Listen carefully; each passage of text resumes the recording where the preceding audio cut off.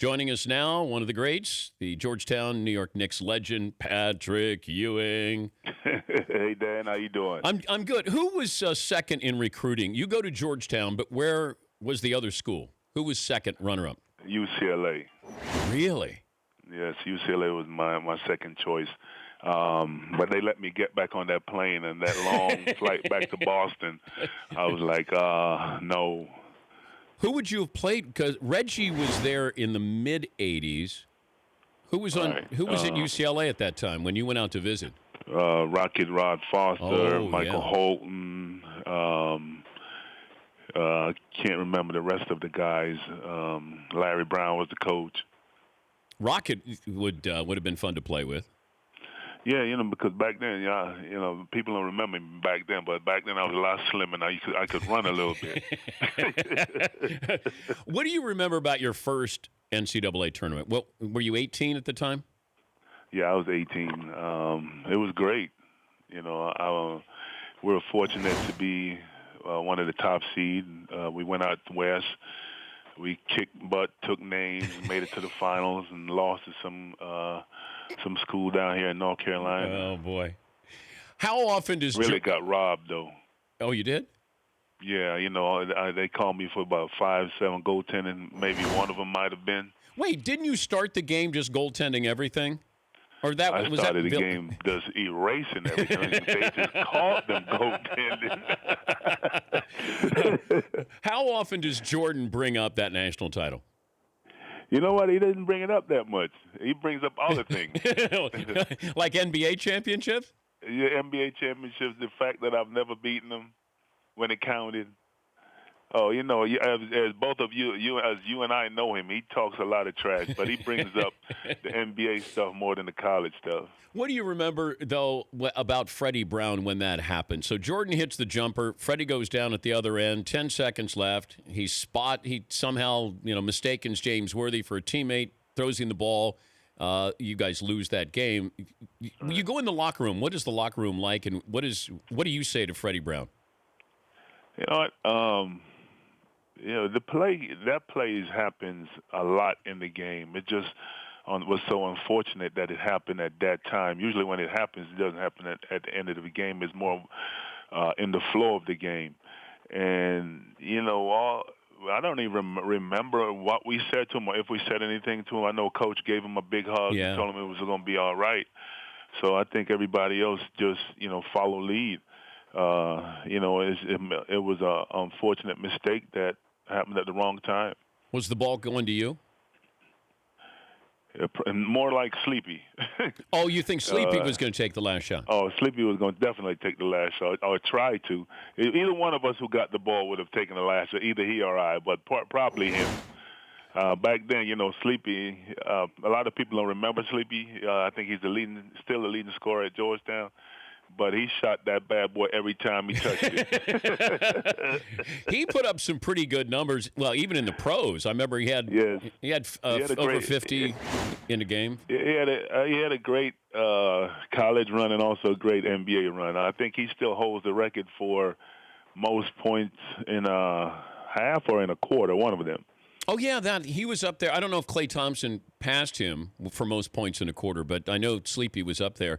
Right. I was also wondering this with Dirk Nowitzki getting over 30,000 points. Could you have been a Dirk Nowitzki type? Like, would your game, as great a jump shooter as you were in the pros, would you have been extended a little bit further if you're coming up now because of, Dirk Nowitzki? People ask me that question a lot, and my game was I guess my era, my game was perfect. When I got to college, one of the things I was always able to shoot. One of the things Coach Thompson made me do was, son, you're going to work from the inside out. You're going to make sure that you have be able to post up, because that's what big man does. That's what big men do, and then take it out. He didn't let me shoot very much jump shots in college, and so when I got to the pros, everybody's like, "Oh my God, you can shoot!" So maybe if I was playing in this era, I probably would try. But I don't think I would have been a great three-point threat. My game was, getting in the block, shooting it from about 16, 17 feet out. Then the further out, you go. I mean, we had other guys who could shoot that better than me, so I just did my thing on the inside. He's Patrick Ewing. Official title is the associate head coach of the Charlotte Hornets. Hypothetically, if your alma mater calls, if the job is open, what do you do? Well, you know what? I just want to say, I'm rooting for Coach for JT3. I think he's done an outstanding job there. He's been there 13 years.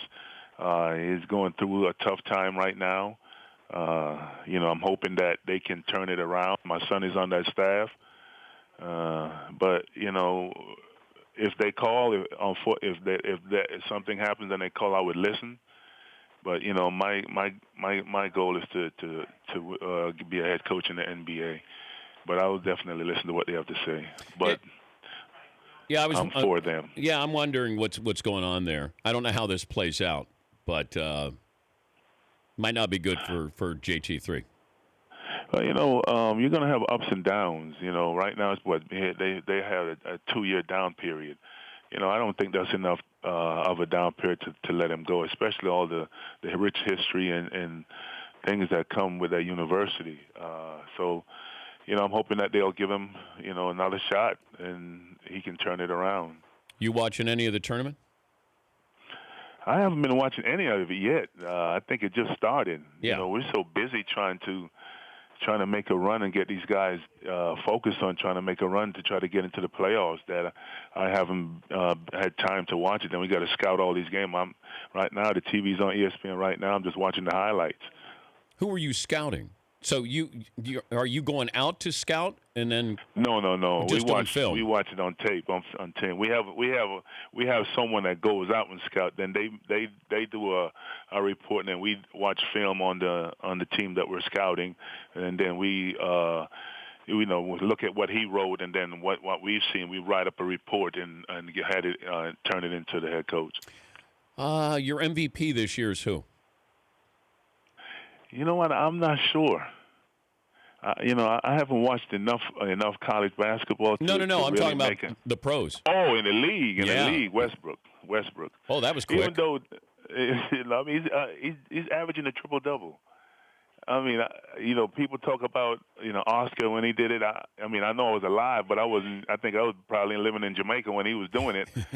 But Westbrook is doing a fantastic job. Even though Harden, he's doing a great job as well. But I think Westbrook by far is the MVP. Could LeBron ever get to a level where you'd consider him better than Michael Jordan? No. Michael is the greatest player in my era. LeBron is great. That's Jordan. Jordan's calling you right now on your phone, I think. He's telling me, get off the phone and get to work. But LeBron is great. You have to take your hats off to him. He's had a remarkable career. But Michael is the best player in my era. I mean, the things that he's done and was able to do. And they're two different type players. LeBron is a facilitator, and Michael was a killer. He's an assassin. You get him the ball, and he's looking to score. He'll pass when needed, but most of the time he's looking to score. Could you deal with Lonzo Ball's dad if, as a coach? You'd have to keep him out of the locker room. Keep him out of they can stay in the family areas, but keep him off the court, out of the locker room, and away from the team. Do you think that LeVar Ball could beat Michael Jordan one-on-one back in the day, Patrick? Never. Come on now. Come on. Has Michael brought that up at all?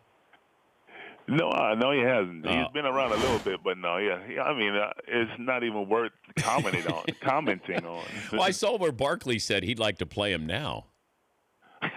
Well, I would like to see that. Two heavyset guys going at it. I'll let you get back to work so you don't get yelled at. And thanks, Dad. Good luck. Always great to hear from you, Patrick. Oh, it's always good to come on. Thank you. I'm still waiting for my invite to come up to the man cave, too, by the way. Can you bring one?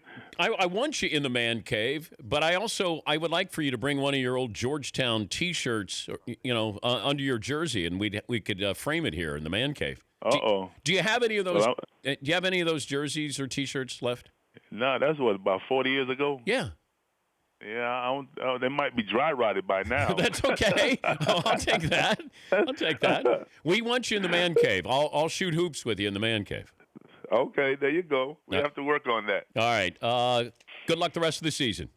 I appreciate that. Thank Dan. you. Have a good one. That's Patrick Ewing. Every time he comes on, the reaction's the same. I didn't know he had that kind of personality. He didn't share it because he didn't trust people. But, the New York media and not winning a championship and how he was viewed at Georgetown. But I didn't realize he had that kind of personality until I went to dinner with him in San Antonio years ago during the NBA Finals. And I was only because I was with Mark Jackson, his good friend. Yeah, Paulie. I don't know if younger people can realize what a big deal he was in college from age 18.